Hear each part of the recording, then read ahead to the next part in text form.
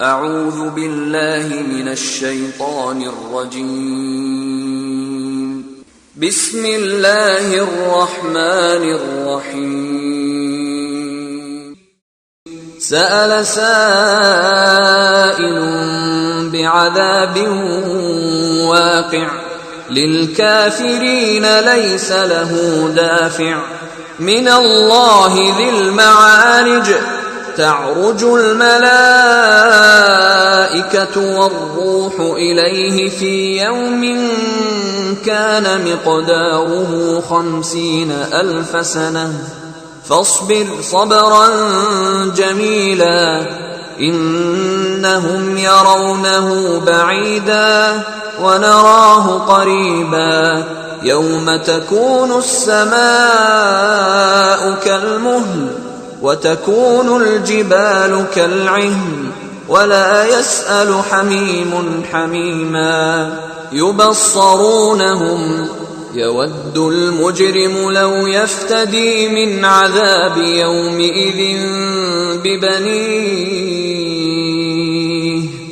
السلام عليكم ورحمة الله وبركاته.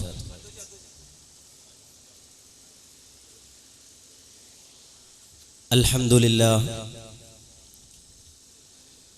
نحمده ونستعينه ونؤمن به ونتوكل عليه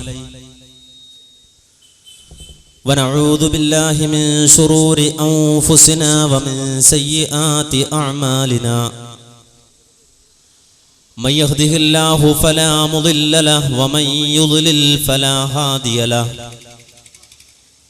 أشهد أن لا إله إلا الله وحده لا شريك له وأشهد أن محمدا عبده ورسوله أرسله بالهدى ودين الحق ليظهره على الدين كله ولو كره المشركون.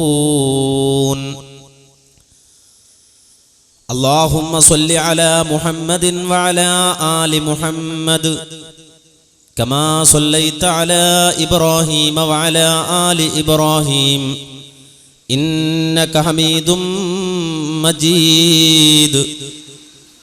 اللهم بارك على محمد وعلى آل محمد كما باركت على إبراهيم وعلى آل إبراهيم إنك حميد مجيد. أما بعد فإن خير الكلام كلام الله وخير السنن سنن محمد صلى الله عليه وسلم وشر الأمور محدثاتها وكل محدثة بدعة وكل بدعة ضلالة. أيها الناس أوصيكم عباد الله ونفسي أولا بتقوى الله. أعوذ بالله من الشيطان الرجيم. بسم الله الرحمن الرحيم. اهدنا الصراط المستقيم صراط الذين أنعمت عليهم غير المغضوب عليهم ولا الضالين.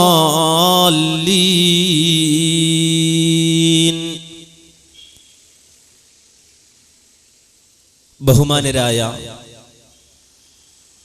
പണ്ഡിതന്മാരെ, സുഹൃത്തുക്കളെ, സഹോദരങ്ങളെ, സഹൃദയരായ ശ്രോതാക്കളെ, അല്ലാഹു സുബ്ഹാനഹു വ തആല നമ്മുടെ ഈ ഒത്തുചേരൽ സ്വാലിഹായ ഒരമലായി ഖബൂൽ ചെയ്യുമാറാകട്ടെ. മഹത്തായ ഈ പരിപാടിയിൽ സംഗമിച്ചതുപോലെ അവന്റെ ജന്നാത്തുൽ ഫിർദൗസിൽ ഒത്തൊരുമിക്കാനുള്ള തൗഫീഖ് നൽകി അല്ലാഹു നാം ഏവരെയും അനുഗ്രഹിക്കുമാറാകട്ടെ എന്നാമുഖമായി പ്രാർത്ഥിക്കുകയാണ്. ഇത്തരമൊരു പരിപാടി ഇവിടെ സംഘടിപ്പിക്കേണ്ടി വന്ന സാഹചര്യം ആമുഖ ഭാഷണങ്ങളിലൂടെ നാം ഓരോരുത്തരും മനസ്സിലാക്കുകയുണ്ടായി. കേരള സമൂഹത്തിൽ പ്രവർത്തിച്ചു വരുന്ന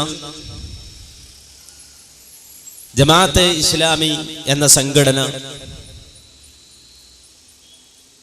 അവരുടെ ആദർശം വിചാരണ ചെയ്യപ്പെടുന്ന ഒരു സാഹചര്യത്തിൽ ആദർശപരമായി, വിശ്വാസപരമായി, മതപരമായി, രാഷ്ട്രീയപരമായി അവർ നടത്തിക്കൊണ്ടിരിക്കുന്ന കരിഞ്ചന്തകളെ സംബന്ധിച്ച് പൊതുസമൂഹം ബോധവാന്മാരായി കൊണ്ടിരിക്കുന്ന ഒരു സാഹചര്യത്തിൽ എന്തെങ്കിലുമൊക്കെ മറ്റുള്ളവരുടെ മേൽ ആരോപണം ഉന്നയിച്ചുകൊണ്ട് സ്വന്തം നിലനിൽപ്പ് ഉറപ്പിക്കുക എന്ന പ്രവർത്തനത്തിന്റെ ഭാഗമായി കൊണ്ട് വിളറ് പിടിച്ചുകൊണ്ട് ജമാഅത്ത് സുഹൃത്തുക്കൾ നടത്തുന്ന പ്രവർത്തനങ്ങളുടെ ഭാഗമായി ഈ പ്രദേശത്ത് ഏതാനും ദിവസങ്ങൾക്ക് മുമ്പ് നടന്നിട്ടുള്ള കുപ്രചരണങ്ങൾക്ക് വിശദീകരണം നൽകുക എന്നതാണ് ഈ പരിപാടി കൊണ്ട് ഉദ്ദേശിക്കപ്പെട്ടിട്ടുള്ളത്. നാം ഓരോരുത്തരും ഈ സാഹചര്യത്തിൽ മനസ്സിലാക്കേണ്ടത് ജമാഅത്തെ ഇസ്ലാമിയുടെ പ്രവർത്തനം കേരളത്തിൽ ആരംഭിച്ച് കേരള രാഷ്ട്രീയം അവർ അലർജിയായി കൊണ്ടു നടന്ന കാലം മുതൽ മുജാഹിദ് പ്രസ്ഥാനം ജമാഅത്തെ ഇസ്ലാമിയെ സംബന്ധിച്ച് പറഞ്ഞ ഒരു കാര്യം, ഇത് തികച്ചും ഒരു രാഷ്ട്രീയ പാർട്ടിയാണ് എന്നാണ്. ആ കാലയളവിൽ ജമാഅത്ത് സഹോദരങ്ങൾ മുജാഹിദ് പ്രവർത്തകർക്കു നേരെ വിളറ് പിടിച്ചുകൊണ്ട് പറഞ്ഞത്, അങ്ങനെ ഏതെങ്കിലും ഒരു താവൂത്ത് ഗവൺമെന്റിന് പാദസേവ ചെയ്തവരായി ഒരിക്കലും ഞങ്ങളെ നിങ്ങൾ കണ്ടെത്തുകയില്ല എന്നാണ്. എന്നാൽ ഇന്ന് മുജാഹിദ് പ്രവർത്തകർ മുമ്പ് പറഞ്ഞിരുന്നത് ശരിയാണ് എന്ന് ജമാഅത്തെ ഇസ്ലാമിയുടെ കേരള അമീർ തന്നെ പരസ്യമായി പ്രഖ്യാപിക്കുകയാണ്. കഴിഞ്ഞ ഇലക്ഷനു ശേഷം അദ്ദേഹത്തിന്റെ ഒരു പ്രസ്താവന പത്രത്തിൽ നാം വായിച്ചു. ജമാഅത്തെ ഇസ്ലാമിയെ ഒരു രാഷ്ട്രീയ പാർട്ടിയായി കേരള സമൂഹം അംഗീകരിച്ചു എന്നതാണ് കഴിഞ്ഞ ഇലക്ഷനിലൂടെ ജമാഅത്തെ ഇസ്ലാമി നേടിയെടുത്തത്. ജമാഅത്തെ ഇസ്ലാമിക്കുണ്ടായ നേട്ടം അതാണ് എന്ന് പരസ്യമായി പത്രപ്രസ്താവന നടത്തുമ്പോൾ ജമാഅത്തെ ഇസ്ലാമിയുടെ പഴയകാല സിദ്ധാന്തങ്ങൾ ചെറുതായെങ്കിലും ഓർമ്മയുള്ള നേതാക്കന്മാർ പറയുന്നത് ജമാഅത്തെ ഇസ്ലാമി ഒരു രാഷ്ട്രീയ പാർട്ടിയായിട്ടില്ല എന്നാണ്. കുറച്ചുകൂടി വ്യക്തമായി പറഞ്ഞാൽ ആരിഫ് അലി പറയുന്നു ജമാഅത്തെ ഇസ്ലാമി രാഷ്ട്രീയ പാർട്ടിയാണ് എന്ന്. ഓ അബ്ദുറഹ്മാൻ പറയുന്നു അല്ല, രാഷ്ട്രീയ പാർട്ടി ആയിട്ടില്ല, നേരെ മറിച്ച് ഇപ്രാവശ്യം ജനകീയ വികസന മുന്നണിക്ക് പിന്തുണ പ്രഖ്യാപിക്കുക മാത്രമേ ചെയ്തിട്ടുള്ളൂ എന്ന് പറഞ്ഞാൽ കഴിഞ്ഞ ഇലക്ഷനിൽ തലക്കു കിട്ടിയ അടി, അതിന്റെ മരവിപ്പ് മാറാതെ ജമാഅത്ത് നേതാക്കന്മാർ തന്നെ പരസ്പരം പിച്ചും പേയും പറയുകയാണ്. അവർക്കിടയിൽ നിലനിൽക്കുന്ന ഗ്രൂപ്പിസം, ആ ഗ്രൂപ്പിസം വ്യക്തമായി തന്നെ പ്രഖ്യാപിക്കുന്ന, അവരുടെ പത്രങ്ങൾ തന്നെ അതിന് സാക്ഷ്യം വഹിക്കുന്ന ഒരവസ്ഥയാണ് ഉള്ളത്. രണ്ടായാലും കുടുങ്ങി. ജമാഅത്തെ ഇസ്ലാമി രാഷ്ട്രീയ പാർട്ടിയാണ് എന്ന് പറഞ്ഞാൽ, ജമാഅത്തെ ഇസ്ലാമി ഒരു രാഷ്ട്രീയ പാർട്ടിയായി രൂപപ്പെട്ടിട്ട് കേരള സമൂഹം എത്ര വോട്ട് അവർക്ക് കൊടുത്തു എന്നത് മനസ്സിലാക്കുവാൻ പറ്റുന്ന ഒരു ഇലക്ഷൻ ആയിരുന്നു കഴിഞ്ഞ ഇലക്ഷൻ. ഇനി അതല്ല, അബ്ദുറഹ്മാൻ സാഹിബ് പറഞ്ഞതുപോലെ ഞങ്ങൾ ജനകീയ വികസന മുന്നണിക്ക് വോട്ട് കൊടുക്കുക മാത്രമാണ് ചെയ്തത് എന്നത് ശരിയാണെങ്കിൽ, ജമാഅത്തെ ഇസ്ലാമിയുടെ വോട്ടും ജനകീയ വികസന മുന്നണിയുടെ വോട്ടും കൂടിയാൽ എത്ര വോട്ടുണ്ടാകും എന്നതും വ്യക്തമായി മനസ്സിലാക്കാൻ ഈ കഴിഞ്ഞ തെരഞ്ഞെടുപ്പ് സഹായകമായി. നമ്മെ സംബന്ധിച്ചിടത്തോളം ജമാഅത്തെ ഇസ്ലാമി എത്ര വോട്ട് പിടിച്ചു എന്നതല്ല പ്രശ്നം, ജമാഅത്തെ ഇസ്ലാമിക്ക് എത്ര വോട്ട് കിട്ടി എന്നതല്ല പ്രശ്നം.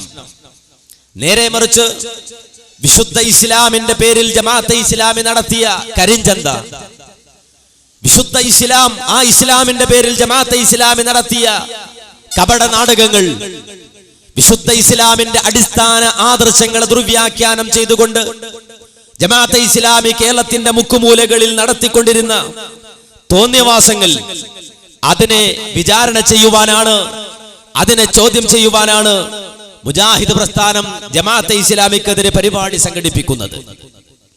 ഇവിടെ മുജാഹിദ് പ്രസ്ഥാനത്തിന് മറുപടി പറഞ്ഞുകൊണ്ട് ഒരു ബാലവേദി നിലവാരത്തിലുള്ള, ബാലവേദി പ്രസിഡന്റിന്റെ നിലവാരത്തിലുള്ള ഒരു സഹോദരൻ പ്രസംഗിച്ചപ്പോൾ അദ്ദേഹം ആയത്തോതുകയാണ്, വിശുദ്ധ ഖുർആനിൽ നിന്ന് ആയത്ത് തുരുതര ഉദ്ധരിക്കുകയാണ്. എന്താണ് ആയത്ത്? വമൻ ലം യഹ്കും ബിമാ അൻസലല്ലാഹ് ഫഉലൈക ഹുമുൽ കാഫിറൂൻ. ആരാണോ അല്ലാഹു അവതരിപ്പിച്ചത് കൊണ്ട് വിധിക്കാത്തത് അവനാണ് കാഫിർ. ഫഉലൈക ഹുമുൽ ഫാസിഖൂൻ, അവരാണ് ഫാസിഖീങ്ങൾ, തെമ്മാടികൾ. അപ്പോൾ അല്ലാഹു അവതരിപ്പിച്ചത് കൊണ്ട് വിധിക്കാത്തവരാണ്, ഹുക്മ നടത്താത്തവരാണ്, അഥവാ ഹാക്കിമിയത്തുള്ള അംഗീകരിക്കാത്തവരാണ് മുജാഹിദുകൾ. ആ ഹാക്കിമിയത്തുള്ള അംഗീകരിക്കാത്തത് കൊണ്ട് ഞങ്ങളല്ലാത്ത, ജമാഅത്തെ ഇസ്ലാമിയല്ലാത്ത ഈ നാട്ടിലെ മറ്റു മുസ്ലിങ്ങൾ കാഫിറാണ് എന്ന് വരുത്തി തീർക്കാൻ, ഫാസിഖീങ്ങളാണ് എന്ന് വരുത്തി തീർക്കാൻ, അതുപോലെ തന്നെ ളാലിമീങ്ങളാണ്, അക്രമികളാണ് എന്ന് വരുത്തി തീർക്കാനുള്ള ശക്തമായ ശ്രമം ഈ അത്താണി അങ്ങാടിയിൽ വെച്ചുകൊണ്ട് ജമാഅത്ത് നേതാവ് നടത്തുകയുണ്ടായി എന്നത് അദ്ദേഹത്തിന്റെ പ്രസംഗം കേട്ട ഏതൊരാൾക്കും മനസ്സിലാകുന്ന കാര്യമാണ്. ഇവിടെ നാം മനസ്സിലാക്കേണ്ടത് എന്താണ്? ജമാഅത്തെ ഇസ്ലാമി ചെയ്തതും ജമാഅത്തെ ഇസ്ലാമി അല്ലാത്ത മറ്റു മുസ്ലിങ്ങൾ ചെയ്യാതിരുന്നതുമായ കാര്യം എന്താണ്? ഹുക്കൂമത്തെ ഇലാഹി എന്ന സിദ്ധാന്തം അത് സ്വീകരിക്കാൻ ജമാഅത്തെ ഇസ്ലാമി അല്ലാത്ത മറ്റു മുസ്ലിം സഹോദരങ്ങൾ തയ്യാറായില്ല എന്നത് ഒരു യാഥാർത്ഥ്യമാണ്. മുജാഹിദുകൾ അത് അംഗീകരിച്ചില്ല എന്നതൊരു യാഥാർത്ഥ്യമാണ്. ഈ നാട്ടിലെ സമസ്തക്കാർ അംഗീകരിച്ചില്ല എന്നതൊരു യാഥാർത്ഥ്യമാണ്. മൗദൂദി ആവിഷ്കരിച്ചു കൊണ്ടുവന്ന ഹുക്കൂമത്തെ ഇലാഹി, ഹാക്കിമിയത്തുള്ള സിദ്ധാന്തം ഈ കേരളത്തിൽ പ്രവർത്തിക്കുന്ന ദക്ഷിണ കേരള ജമിയത്തുൽ ഉലമയോ തബ്ലീഗ് ജമാഅത്തോ അതുപോലെ ഇതര മുസ്ലിം സംഘടനകളോ സ്വീകരിച്ചിട്ടില്ല എന്നത് ഒരു യാഥാർത്ഥ്യമാണ്. എന്തുകൊണ്ട് സ്വീകരിച്ചില്ല?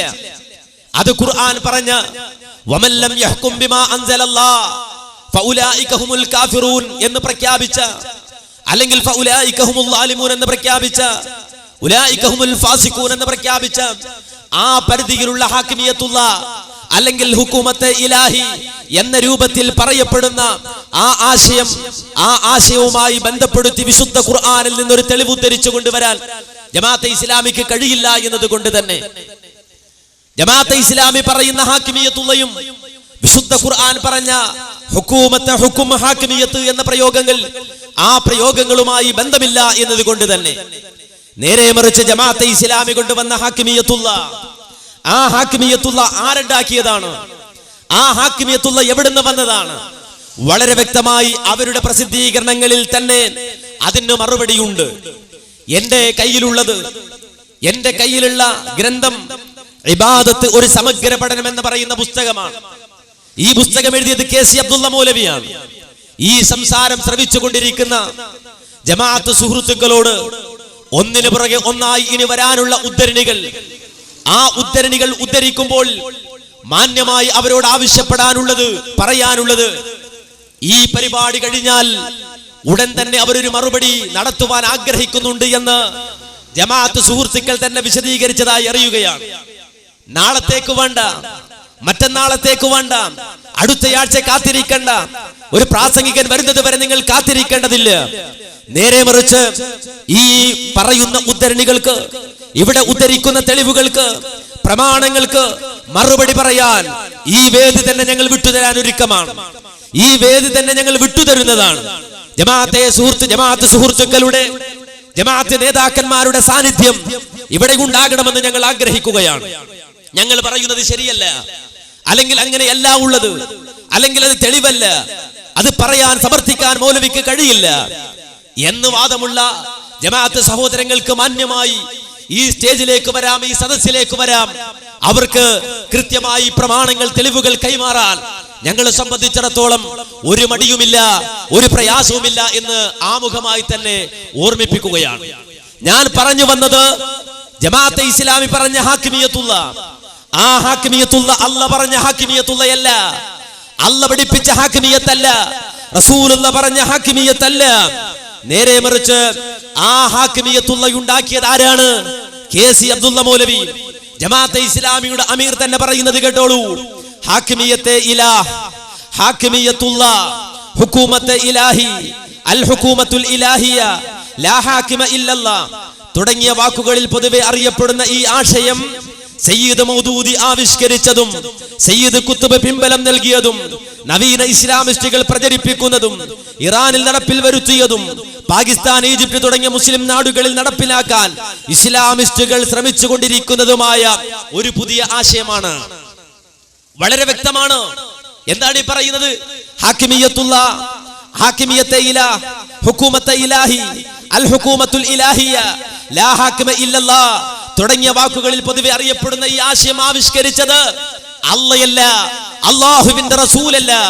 നേരെ മറിച്ച് അത് ആവിഷ്കരിച്ചത് സയ്യിദ് മൗദൂദിയാണ്. അതിന് പിൻബലം നൽകിയത് ആരാണ്? സയ്യിദ് ഖുതുബാണ്. നടപ്പിലാക്കിയത് എവിടെയാണ്? മക്കത്തല്ല, മദീനത്തല്ല. നേരെ മറിച്ച് നടപ്പിലാക്കിയത് ഇറാനിലാണ്. മാത്രമല്ല, നവീന ഇസ്ലാമിസ്റ്റുകൾ അഥവാ ഇന്നുള്ള ജമാഅത്തെ ഇസ്ലാമിയെ പോലെ, ഇഖ്വാനുൽ മുസ്ലിമൂനെ പോലെയുള്ള ആ സംഘടനകൾ പാകിസ്ഥാൻ, ഈജിപ്ത് തുടങ്ങിയ നാടുകളിൽ നടപ്പിലാക്കാൻ ശ്രമിച്ചുകൊണ്ടിരിക്കുന്നതുമായ ഒരു പുതിയ ആശയമാണ്. അതേസമയം ഇസ്ലാമിൽ അങ്ങനെയൊന്നില്ല എന്നൊരു ദുഷ്പ്രചരണം വളരെ ശക്തവും വിപുലവുമായി അഴിച്ചുവിടപ്പെട്ടിട്ടുണ്ട് എന്നാണ് കെ.സി. അബ്ദുള്ള മൗലവി പറയുന്നത്. നിങ്ങൾ മനസ്സിലാക്കേണ്ടതുണ്ട്, ഈ വാചകത്തിലൂടെ തന്നെ മൗദൂദി ആവിഷ്കരിച്ചു കൊണ്ടുവന്ന സിദ്ധാന്തമാണ് ഈ ഹാക്കിമിയത്തുള്ള സിദ്ധാന്തം എന്ന് വളരെ വ്യക്തമായി മനസ്സിലാക്കാൻ കഴിയുകയാണ്. ഇത് പറയുമ്പോൾ ഒരുപക്ഷെ അകലെ നിന്നുകൊണ്ട് ഏതെങ്കിലും ഒരു ജമാഅത്ത് സുഹൃത്ത് ഈ ശബ്ദം കേൾക്കുന്നുണ്ട് എങ്കിൽ അവർ മനസ്സിൽ ഊറിച്ചിരിക്കുന്നുണ്ടാകും. അതെന്താണെന്നറിയുമോ? അത് എന്താണെന്ന് ചോദിച്ചാൽ അവരുടെ സ്റ്റഡി ക്ലാസുകളിൽ അവർക്ക് നൽകിയ ഒരു വിശദീകരണമുണ്ട് ഇതിന്. അവിടെ ഒരു കുത്തുണ്ട് മൗലവി, ഒരു കോമയുണ്ട് മൗലവി. ആ കുത്തും കോമയും ഉപേക്ഷിച്ചുകൊണ്ടാണ് മൗലവി വായിച്ചിട്ടുള്ളത് എന്ന് മനസ്സിൽ അടക്കം പറഞ്ഞ് ഊറിച്ചിരിക്കുന്ന ജമാഅത്ത് സുഹൃത്തുക്കൾ ഉണ്ട് എന്ന് ഞങ്ങൾക്കറിയാം. അതുകൊണ്ട് തന്നെ ഈ വാചകം കുത്തില്ലാതെ, കോമയില്ലാതെ നിങ്ങൾ വീണ്ടും എഴുതിയിട്ടുണ്ട് എന്നത് നിങ്ങൾ ഒരിക്കൽ കൂടി ഓർമ്മിപ്പിക്കുകയാണ്. അതേ പുസ്തകത്തിന്റെ 38-ാമത്തെ പേജ്. മന്യ സഹോദരങ്ങളെ, നാം പറഞ്ഞു വന്നത് ഹാക്കിമിയത്തുള്ള സിദ്ധാന്തം മുജാഹിദുകൾ അംഗീകരിച്ചിട്ടില്ല. മുജാഹിദുകൾ മാത്രമല്ല, കേരളത്തിലെ ജമാഅത്തെ ഇസ്ലാമി അല്ലാത്ത ഒരു മുസ്ലിം സമൂഹവും അത് അംഗീകരിക്കുന്നില്ല. എന്തുകൊണ്ട് അംഗീകരിക്കുന്നില്ല? ആ ചോദ്യത്തിനുള്ള ഉത്തരം ജമാഅത്തെ ഇസ്ലാമിയുടെ കേരള അമീറായിരുന്ന കെ.സി. അബ്ദുള്ള മൗലവി ഇബാദത്ത് എന്ന സമഗ്ര പഠനം, ഇബാദത്ത് ഒരു സമഗ്ര പഠനം എന്ന് പറയുന്ന പുസ്തകം, ആ പുസ്തകത്തിലൂടെ പറഞ്ഞ വാചകമാണ് നാം കേട്ടുകൊണ്ടിരിക്കുന്നത്. അതിന്റെ 68-ാമത്തെ പേജിൽ നിന്ന് വായിച്ചു. ആ വാചകം പലപ്പോഴും ജമാഅത്തിന്റെ സ്റ്റഡി ക്ലാസുകളിൽ സാധാരണ ജമാഅത്തെ ഇസ്ലാമിക്കാരെ തെറ്റിദ്ധരിപ്പിക്കുവാൻ വേണ്ടി മൗലാനമാർ അല്ലെങ്കിൽ ഷെയ്ഖുമാർ പറഞ്ഞു കൊടുക്കാറുള്ളത് അവിടെ ഒരു കുത്തും കോമയും ഉപേക്ഷിച്ചുകൊണ്ടാണ് മൗലവിമാർ വായിക്കുന്നത് എന്നാണ്. എന്നാൽ ഞങ്ങൾ പറയുന്നു, അതേ പുസ്തകം 68-ാമത്തെ പേജിൽ നിന്നാണ് ഞാൻ വായിച്ചതെങ്കിൽ 38-ാമത്തെ പേജ് ഒന്ന് മറിച്ചു നോക്കൂ. അവിടെയും ഈ ആശയം തന്നെ എഴുതി വെച്ചിട്ടുണ്ട്. ഒരു കുത്തിന്റെ പേര് പറയാൻ കഴിയില്ല, ഒരു കോമയുടെ പേര് പറയാൻ കഴിയില്ല. കേട്ടോളൂ, അള്ളാഹുവിന്റെ വാക്യം ഉയർത്തുന്നതിന്, അള്ളാഹുവിന്റെ പാർട്ടി നടപ്പിലാക്കുന്ന, അള്ളാഹുവിന്റെ പരമാധികാരം അംഗീകരിച്ച ഗവൺമെന്റ് ഹാക്കിമിയത്തുള്ളയുടെ വാഗ്ദാക്കളാണിവർ. പാകിസ്ഥാനിലെ മഹാപണ്ഡിതൻ അബുൽ അല മൗദൂദിയാണ് ഈ പ്രയോഗം ആവിഷ്കരിച്ചിട്ടുള്ളത്. മാത്രമല്ല, വീണ്ടും പറയുന്നു, നോക്കൂ എന്താണ് പറയുന്നത്. സയ്യിദ് ഖുത്ബ് അറബി ലോകത്ത് അതിന് നല്ല പ്രചാരണം നൽകി. ധാരാളം ഗ്രന്ഥങ്ങളുടെ വരികൾക്കിടയിൽ ഒളിഞ്ഞോ തെളിഞ്ഞോ ഇന്നത് പ്രത്യക്ഷപ്പെടുന്നുണ്ട്. ഇന്തോനേഷ്യ മുതൽ അൾജീരിയ വരെയുള്ള യൂണിവേഴ്സിറ്റികളിൽ ഡോക്ടറേറ്റിന് വേണ്ടി സമർപ്പിക്കുന്ന പ്രബന്ധങ്ങളിലും രഹസ്യ തീവ്ര സംഘടനകളുടെ പ്രസിദ്ധീകരണങ്ങളിലുമൊക്കെ ആ പ്രയോഗം വന്നുകൊണ്ടിരിക്കുന്നു. പാകിസ്ഥാനിലെ ഒന്നാമത്തെ ഭരണഘടനയിലും അത് കാണാം. ഇത് KC അബ്ദുള്ള മൗലവി വളരെ വ്യക്തമായി എഴുതി വെച്ചിട്ടുണ്ട് എന്നത് എന്റെ സഹോദരങ്ങൾ മനസ്സിലാക്കേണ്ടതുണ്ട്. അതുകൊണ്ട് ഇന്ത്യ രാജ്യത്ത് ജീവിക്കുകയും ഇന്ത്യയുടെ വിഭജനാനന്തരം പാകിസ്ഥാനിലേക്ക് ചേക്കേറുകയും അവസാനം അമേരിക്കയിലെ ബഫലോ ഹോസ്പിറ്റലിൽ വെച്ചുകൊണ്ട് മരണപ്പെടുകയും ചെയ്ത മൗദൂദി സാഹിബ്, ആ മൗദൂദി സാഹിബ് ആവിഷ്കരിച്ച ഒരു സിദ്ധാന്തം, ആ സിദ്ധാന്തം പേര് നടക്കേണ്ട ദുരവസ്ഥ മുസ്ലിം സമൂഹത്തിന് ഇല്ല. മുസ്ലിം സമൂഹത്തിന് ആ സിദ്ധാന്തം പേരേണ്ട ഒരു യാതൊരുവിധ ധാർമ്മികമായ ഉത്തരവാദിത്വവുമില്ല. ഏതടിസ്ഥാനത്തിലാണ് ഇവിടെ പ്രസംഗിച്ച പ്രാസംഗികൻ വിശുദ്ധ ഖുർആനിലെ ആയത്തോതിയിട്ട് ഈ ഹാക്കിമിയത്തുള്ള സ്വീകരിക്കണം, സ്വീകരിക്കാത്തവൻ കാഫിറാണെന്നും സ്വീകരിക്കാത്തവൻ ഫാസിഖാണെന്നും സ്വീകരിക്കാത്തവൻ ലാലിമാണെന്നും പറയുക? മൗദൂദി വരുന്നതിന് മുമ്പ് ലോകം കേട്ടിട്ടില്ലാത്ത സിദ്ധാന്തം, സയ്യിദ് ഖുത്ബ് പ്രചരിപ്പിക്കുന്നതിന് മുമ്പ് ലോകം മനസ്സിലാക്കിയിട്ടില്ലാത്ത സിദ്ധാന്തം. ആ സിദ്ധാന്തം ഈ ലോകത്തുള്ള മുസ്ലിം സമൂഹം സ്വീകരിക്കാത്തതിന്റെ പേരിൽ അവർ ഫാസിഖാണ്, ലാലിമാണ്, അതുപോലെ തന്നെ അവർ കാഫിറാണ് എന്ന് ആയത്തോതി പറയുമ്പോൾ പറയുന്ന വാചകത്തിന്റെ ആഴവും പരപ്പും എന്റെ ബാലവേദി പ്രസിഡന്റ് നിലവാരത്തിലുള്ള മറുപടി പ്രാസംഗികൻ മനസ്സിലാക്കേണ്ടതല്ലേ? അതുകൊണ്ട് അവസാനിച്ചോ, ഞാൻ വെറുതെ പറയുകയല്ല. മൗദൂദി സാഹിബ് വരുന്നതിന് മുമ്പ് ഇത് ലോകം കേട്ടിട്ടില്ല, മുസ്ലിം ലോകം മനസ്സിലാക്കിയിട്ടില്ല, ഇസ്ലാമിക പണ്ഡിതന്മാർ മനസ്സിലാക്കിയിട്ടില്ല എന്ന് വെറുതെ പറയുകയല്ല. നേരെ മറിച്ച് ഈ ഹാക്കിമിയത്തുള്ള എന്ന രൂപത്തിൽ മൗദൂദി സാഹിബ് ആവിഷ്കരിച്ചു കൊണ്ടുവന്ന സിദ്ധാന്തം, ആ സിദ്ധാന്തത്തിന് താത്വികമായ ഒരടിത്തറ ഉണ്ടാക്കി കൊടുക്കുവാൻ വേണ്ടി അദ്ദേഹം ദുർവ്യാഖ്യാനിച്ച 4 പദങ്ങളുണ്ട്. ആ വാക്കുകൾ, 4 ശബ്ദങ്ങൾ, ആ 4 ശബ്ദങ്ങളെ വളരെ വിശദമായി അദ്ദേഹം വിശദീകരിക്കുന്നുണ്ട്. ആ 4 വാക്കുകളാണ് ഇലാഹ്, റബ്ബ്, ഇബാദത്ത്, ദീൻ. ലോകത്തെ മുസ്ലിങ്ങൾ ആവർത്തിച്ച് പറയുന്ന വാചകം ഇപ്പോൾ മുഴങ്ങിയ വാക്കിൽ നമ്മൾ പറഞ്ഞു, അതുപോലെ തന്നെ ആ വാക്കിലും നാം കേട്ടു, ലാ ഇലാഹ ഇല്ലല്ലാഹ്, അല്ലാഹുവല്ലാതെ ഇലാഹില്ല. ഇലാഹ് എന്ന് പറയുന്ന വാചകം ലോകത്തെ മുസ്ലിങ്ങൾ ഉച്ചരിക്കുന്നതാണ്. റബ്ബ് എന്ന് പറയുന്ന വാചകം വിശ്വാസികൾ ആവർത്തിച്ച് പറയുന്നതാണ്. അൽഹംദുലില്ലാഹി റബ്ബിൽ ആലമീൻ. റബ്ബ് എന്ന് പറയുന്ന വാചകം മുസ്ലിങ്ങൾ ആവർത്തിച്ച് പറയുന്നതാണോ? ഇബാദത്ത് എന്ന് പറയുന്ന വാക്ക് മുസ്ലിങ്ങളെ സംബന്ധിച്ചിടത്തോളം അവർ ആവർത്തിച്ച് ഉച്ചരിക്കുന്നതാണ്. ദീൻ എന്ന് പറയുന്ന വാക്ക് മുസ്ലിം സമൂഹം ആവർത്തിച്ച് ഉച്ചരിക്കുന്നതാണ്. പക്ഷേ മൗദൂദി സാഹിബ് പറയുന്നതോ ഇലാഹ്, റബ്ബ്, ഇബാദത്ത്, ദീൻ. ആ ഇലാഹ്, റബ്ബ്, ഇബാദത്ത്, ദീൻ എന്ന് പറഞ്ഞ ആ വാക്കുകളുടെ അർത്ഥം മനസ്സിലാക്കിയത് 2 കൂട്ടർ മാത്രമാണ് ലോകത്ത് എന്നാണ്. റബ്ബിന്റെയും അതുപോലെ ഇലാഹിന്റെയും ഇബാദത്തിന്റെയും ദീനിന്റെയും അർത്ഥം മനസ്സിലാക്കിയവർ അവർ ലോകത്ത് 2 വിഭാഗം മാത്രമേ ഉള്ളൂ എന്നാണ് ഈ പുസ്തകത്തിൽ എഴുതി വെച്ചത്. ആരൊക്കെയാണത്? മൗദൂദി സാഹിബ് തന്നെ ഈ പുസ്തകത്തിന്റെ തുടക്കത്തിൽ വിശദീകരിക്കുന്നുണ്ട്. എന്താ പറയുന്നത് കേട്ടോളൂ. ഖുർആനിന്റെ അവതരണ വേളയിൽ സുഗ്രാഹ്യമായിരുന്ന ഈ പദങ്ങളുടെ മൗലികാശയങ്ങൾ പിൽക്കാല നൂറ്റാണ്ടുകളിൽ ക്രമേണ മാറിക്കൊണ്ടിരുന്നു. എത്രത്തോളം എന്നാൽ പ്രസ്തുത പദങ്ങൾക്ക് അവയുടെ വിശാലമായ അർത്ഥം നഷ്ടപ്പെടുകയും അങ്ങേയറ്റം പരിമിതവും അവ്യക്തവുമായ ആശയങ്ങളിൽ അവ ഒതുങ്ങിപ്പോവുകയും ചെയ്തു. കളങ്കമറ്റ അറബി ഭാഷാസ്വാദനത്തിൽ സംഭവിച്ച അപജയമായിരുന്നു അതിനൊരു കാരണം. നിങ്ങൾ മനസ്സിലാക്കണം, ശ്രദ്ധിച്ചു കേൾക്കണം. ഖുർആനിന്റെ അവതരണ വേളയിൽ അനിസ്ലാമിക സമൂഹത്തിൽ, അഥവാ ഖുർആൻ അവതരിക്കുന്ന ആ വേളയിൽ അനിസ്ലാമിക സമൂഹം എന്ന് പറഞ്ഞാൽ അബൂജഹലിനെ പോലെ ഉത്ബത്തിനെ പോലെ ശൈബത്തിനെ പോലെ ജീവിച്ച ആ അനിസ്ലാമിക സമൂഹത്തിൽ ഇലാഹ്, റബ്ബ്, ഇബാദത്ത്, ദീൻ എന്നീ പദങ്ങൾക്ക് പ്രചാരത്തിലുണ്ടായിരുന്ന അർത്ഥങ്ങൾ പിന്നീട് ഇസ്ലാമിക സമൂഹത്തിൽ ജനിച്ചു വളർന്നവരെ സംബന്ധിച്ചിടത്തോളം അവശേഷിച്ചിരുന്നില്ല എന്നതാണ് മറ്റൊരു കാരണം. ഈ രണ്ടു കാരണങ്ങളാൽ പിൽക്കാലത്ത് വന്ന ഭാഷാകൃതികളും വ്യാഖ്യാന ഗ്രന്ഥങ്ങളും മിക്ക ഖുർആനിക പദങ്ങളെയും അവയുടെ മൗലികമായ ഭാഷാർത്ഥങ്ങൾക്ക് പകരം അന്ന് മുസ്ലിങ്ങൾ മനസ്സിലാക്കിയിരുന്ന അർത്ഥങ്ങളിൽ വിശദീകരിച്ചു തുടങ്ങി. ആരാ പറയുന്നത്? അബുൽ അഅ്ല മൗദൂദി സാഹിബ്. എന്താ ഈ പറഞ്ഞതിന്റെ ചുരുക്കം? അതെ, റബ്ബ് എന്ന് പറഞ്ഞാൽ, ദീൻ എന്ന് പറഞ്ഞാൽ, ഇലാഹ് എന്ന് പറഞ്ഞാൽ, ഇബാദത്ത് എന്ന് പറഞ്ഞാൽ ഈ 4 ശബ്ദങ്ങളുടെ അർത്ഥം മനസ്സിലാക്കിയത് ഒന്ന് ഖുർആൻ അവതരിച്ച കാലഘട്ടത്തിൽ ജീവിച്ച അനിസ്ലാമിക സമൂഹമായ അബൂജഹലിനാണ്, ഉത്ബത്തിനാണ്, ശൈബത്തിനാണ്. ആ അനിസ്ലാമിക സമൂഹത്തിന് റബ്ബിന്റെ അർത്ഥം അറിയാമായിരുന്നു, ഇലാഹിന്റെയും ഇബാദത്തിന്റെയും ദീനിന്റെയും അർത്ഥം അറിയാമായിരുന്നു. പിന്നെ ആ അർത്ഥം മനസ്സിലാക്കിയതാരാ? അബുൽ അഅ്ല മൗദൂദിയാണ്. അപ്പോ അബൂജഹലിനും അബുൽ അഅ്ല മൗദൂദിക്കും മാത്രമേ റബ്ബിന്റെയും ദീനിന്റെയും ഇബാദത്തിന്റെയും ഇലാഹിന്റെയും അർത്ഥം അറിയുമായിരുന്നുള്ളൂ എന്ന വാദം മുസ്ലിങ്ങൾ സ്വീകരിക്കണമെന്നോ, ഞാൻ സ്വീകരിക്കണമെന്നോ, ഈ ശബ്ദം കേൾക്കുന്ന ഈ നാട്ടിലെ മുസ്ലിങ്ങൾ സ്വീകരിക്കണമെന്നോ? ഖുർആൻ അവതരിക്കുന്ന വേളയിൽ അനിസ്ലാമിക സമൂഹത്തിന് റബ്ബിന്റെ അർത്ഥം അറിയാമായിരുന്നു.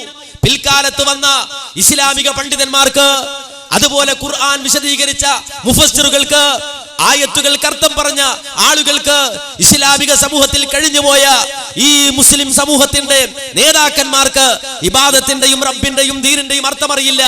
അബൂജഹൽ അറിയാമായിരുന്നു. പിന്നീട് അത് പഠിച്ചതും അത് മനസ്സിലാക്കിയതും അത് പറഞ്ഞതും അബുൽ അഅ്ലയായ ഞാനാണ് എന്ന് പറഞ്ഞാൽ അബുൽ അഅ്ല മൗദൂദിക്കും അബൂജഹലിനും മാത്രം അറിയുന്ന ഇബാദത്ത് ഞങ്ങൾക്ക് വേണ്ടെന്നാ പറഞ്ഞത്. അബുൽ അഅ്ല മൗദൂദിക്കും അബൂജഹലിനും അറിയുന്ന ദീൻ, ആ ദീൻ ഞങ്ങൾക്ക് വേണ്ടെന്നാ പറഞ്ഞത്. അബുൽ അഅ്ല മൗദൂദിക്കും അബൂജഹലിനും മാത്രം അറിയുന്ന ഇലാഹ്, ആ ഇലാഹ് എന്ന് പറയുന്ന പദം ഞങ്ങൾക്ക് വേണ്ടെന്നാ പറഞ്ഞത്. ഇനി അങ്ങനെ പറഞ്ഞിട്ടില്ല എങ്കിൽ പറഞ്ഞിട്ടില്ല എന്ന് പറയണം.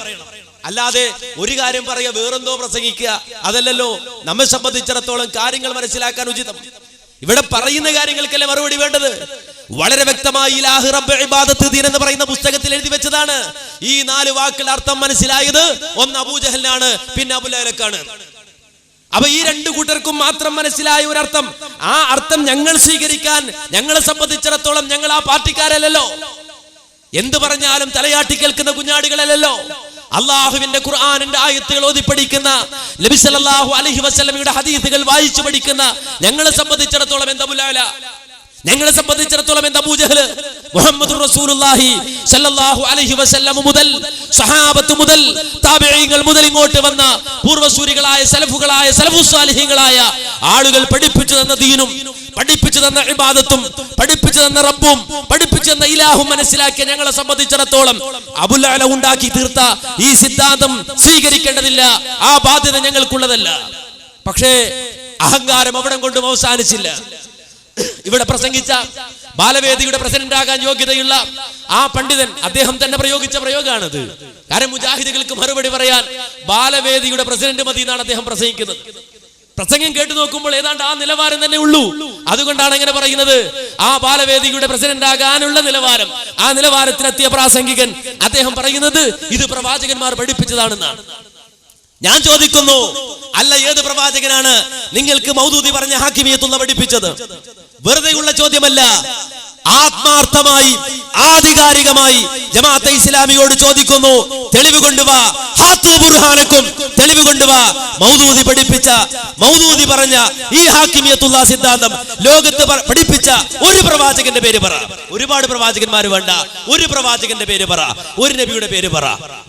പറയാൻ കഴിയുമോ നിങ്ങൾക്ക്?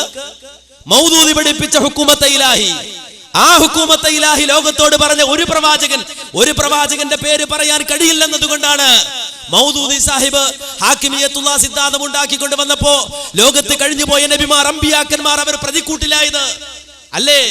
ഇബ്രാഹിം അലൈഹിസ്സലാം പ്രതിക്കൂട്ടിലായി, യൂസുഫ് അലൈഹിസ്സലാത്തു വസ്സലാം പ്രതിക്കൂട്ടിലായി, അതുപോലെ മൂസ അലൈഹിസ്സലാം പ്രതിക്കൂട്ടിലായി. അങ്ങനെ ഒരുപാട് പ്രവാചകന്മാർ പ്രതിക്കൂട്ടിലായി. ഞാൻ അതും വെറുതെ പറയുകയല്ല, വ്യക്തമായ തെളിവുണ്ട്. മറുപടിക്ക് നാളേക്ക് കാത്തിരിക്കാതെ ഇപ്പോൾ തന്നെ മറുപടി പറയാൻ അവസരമുണ്ട്. ഇസ്ലാമിന്റെ സന്ദേശം എന്ന് പറയുന്ന പുസ്തകം, ആ പുസ്തകം ആരെങ്കിലും എഴുതി വെച്ച പുസ്തകം, ആ പുസ്തകത്തിൽ കട്ടുദ്ധരിച്ച ഉദ്ധരണി, ആ ഉദ്ധരണി വായിച്ച് പറയുന്ന മറുപടിയല്ല. നേരെ മറിച്ച് കൃത്യമായി ഇസ്ലാമിന്റെ സന്ദേശം എന്ന് പറയുന്ന പുസ്തകം, ആ പുസ്തകത്തിൽ രേഖപ്പെടുത്തിയിരിക്കുന്നു ഈ കാര്യം.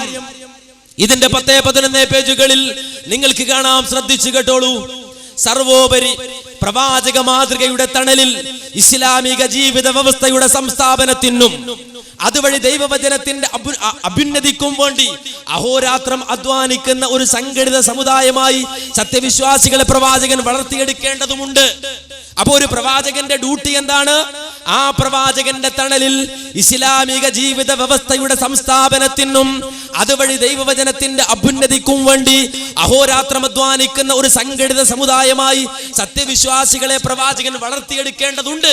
അത് മൗദൂദി പറയാണ്. എന്നിട്ട് മൗദൂദിയുടെ കമന്റ് കേട്ടോളൂ. എന്നാൽ എല്ലാ പ്രവാചകന്മാർക്കും തങ്ങളുടെ ദൗത്യം വിജയത്തിന്റെ അന്തിമഘട്ടത്തോളം എത്തിക്കാൻ, എല്ലാ പ്രവാചകന്മാർക്കും തങ്ങളുടെ ദൗത്യം വിജയത്തിന്റെ അന്തിമഘട്ടങ്ങളിലോളം എത്തിക്കുവാൻ പ്രായോഗിക തലത്തിൽ സാധിച്ചു കൊള്ളണമെന്നില്ല. നിങ്ങളൊന്ന് ആലോചിച്ച് നോക്കൂ.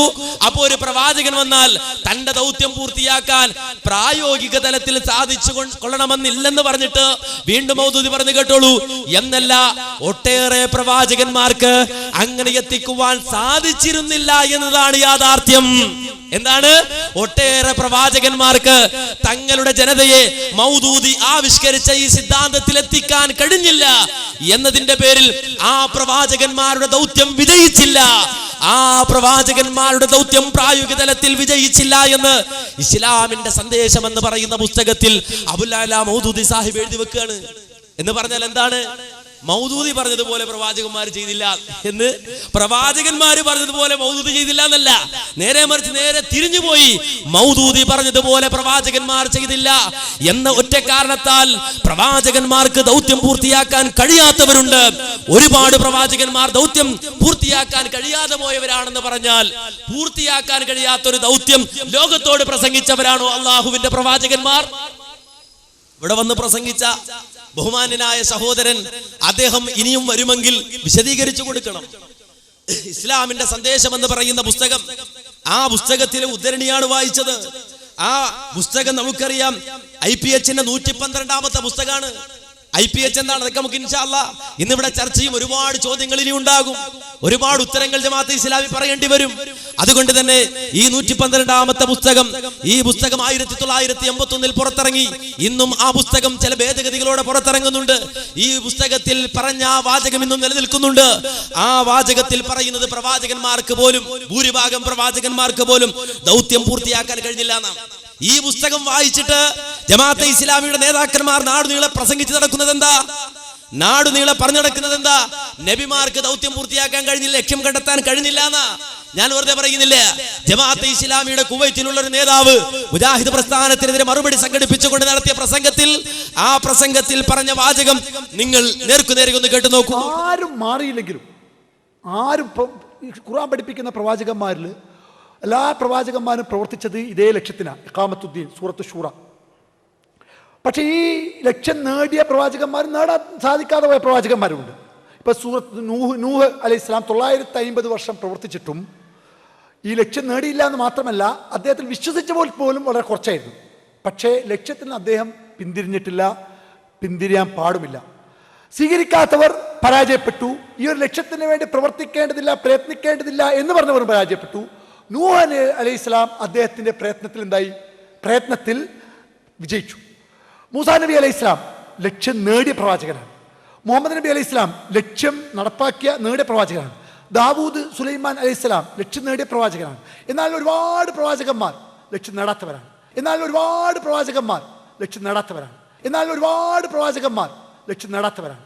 അപ്പോ ദാവൂദ് നബി ലക്ഷ്യം നേടി. കാര്യം എന്താ? ദാവൂദ് നബിക്ക് അധികാരം ഉണ്ടായിരുന്നു. സുലൈമാൻ നബി ലക്ഷ്യം നേടി. എന്തേ കാരണം? സുലൈമാൻ നബിക്ക് അധികാരം ഉണ്ടായിരുന്നു. മുഹമ്മദ് നബി സല്ലല്ലാഹു അലൈഹി വസല്ലം ലക്ഷ്യം നേടി. എന്തേ? മുഹമ്മദ് നബിക്ക് അധികാരം ഉണ്ടായിരുന്നു. എന്നാൽ മൂസാ നബിയോ ലക്ഷ്യം നേടിയില്ല. ഇബ്രാഹിം നബിയോ ലക്ഷ്യം നേടിയില്ല, ഇസ്മായിൽ നബിയോ ലക്ഷ്യം നേടിയില്ല, ഇസ്ഹാഖ് നബിയോ ലക്ഷ്യം നേടിയില്ല, യാക്കൂബ് നബിയോ ലക്ഷ്യം നേടിയില്ല, അയ്യൂബ് നബിയോ ലക്ഷ്യം നേടിയില്ല. അങ്ങനെ എണ്ണിയാലൊടുങ്ങാത്ത പ്രവാചകന്മാർ, ആ പ്രവാചകന്മാർ ലക്ഷ്യം കാണാത്തവരാണ്, ലക്ഷ്യം കാണാത്തവരാണ്. നിങ്ങളൊന്ന് ചിന്തിച്ചു നോക്കൂ, മുസ്ലിം സമൂഹമേ, ഈ ആദർശം ഞങ്ങൾ സ്വീകരിക്കണമെന്നാണോ ജമാഅത്ത് ഹാര പറയുന്നത്? ലോകത്ത് വന്ന പ്രവാചകന്മാർ ലക്ഷ്യം കാണാതെ പോയി. എന്നാ സോളിഡാരിറ്റിയെ സംബന്ധിച്ച് വന്ന പത്രവാർത്ത കേട്ടോളൂ. എന്താണ്? ജനപക്ഷചേരിയെ ശക്തിപ്പെടുത്താനും പ്രാദേശികമായ ജനകീയ സമരമുഖങ്ങളെ ഏകോപിപ്പിക്കാനും കഴിഞ്ഞ 5 വർഷത്തിനിടെയുള്ള പ്രവർത്തനങ്ങളിലൂടെ സോളിഡാരിറ്റിക്ക് സാധിച്ചെന്ന് സംസ്ഥാന ജനറൽ സെക്രട്ടറി ഡാഷ് അഭിപ്രായപ്പെട്ടു. നയനിലപാടുകളിലും പ്രവർത്തന രീതികളിലും അന്തരമില്ലാത്തതിനാൽ ഒരു കാലത്തും ഭരണപക്ഷത്തിനെതിരെ പ്രതിപക്ഷത്തിന് ആത്മാർത്ഥ സമരം രൂപപ്പെടുത്താൻ സാധ്യമല്ല. ഇതിന് ജനപക്ഷത്ത് നിൽക്കുന്ന സമ്മർദ്ദ സാമൂഹിക ശക്തി ഉയർന്നു വരേണ്ടതുണ്ട്. രാഷ്ട്രീയ സാമൂഹിക മേഖലയെ നേർദിശയിൽ നയിക്കാൻ കഴിയുന്ന സമ്മർദ്ദ ശക്തിയെ വളർത്തിക്കൊണ്ടുവരാനാണ് സോളിഡാരിറ്റി ഉദ്ദേശിക്കുന്നത്. കേരളത്തിന്റെ വിവിധ ഭാഗങ്ങളിൽ നടക്കുന്ന ജനകീയ പ്രക്ഷോഭങ്ങൾക്കിടയിൽ ഏകോപനമുണ്ടാക്കാനും ഇവ വ്യാപിപ്പിക്കുവാനും സോളിഡാരിറ്റിക്ക് സാധിച്ചത് സമരങ്ങളുടെ ലക്ഷ്യപൂർത്തീകരണത്തിന് കാരണമായിട്ടുണ്ട് എന്ന് അദ്ദേഹം അഭിപ്രായപ്പെട്ടു. അപ്പോ ജമാഅത്തെ ഇസ്ലാമിയെ സംബന്ധിച്ചിടത്തോളം അവരുടെ സമരങ്ങൾക്ക് ലക്ഷ്യപൂർത്തീകരണം ഉണ്ടായിട്ടുണ്ട്, അതിന് ലക്ഷ്യം കാണാൻ കഴിഞ്ഞിട്ടുണ്ട്. എന്നാൽ ലോകത്ത് അല്ലാഹുവിന്റെ വഹയുമായി കടന്നു വന്ന, നുബുവത്തുമായി കടന്നു വന്ന, റിസാലത്തുമായി കടന്നു വന്ന നബിമാർ, അമ്പിയാക്കന്മാർ, അവർക്ക് ലക്ഷ്യം കാണാൻ കഴിഞ്ഞില്ല. സോളിഡാരിറ്റിക്കോ അവരുടെ ലക്ഷ്യം കാണാൻ കഴിഞ്ഞു.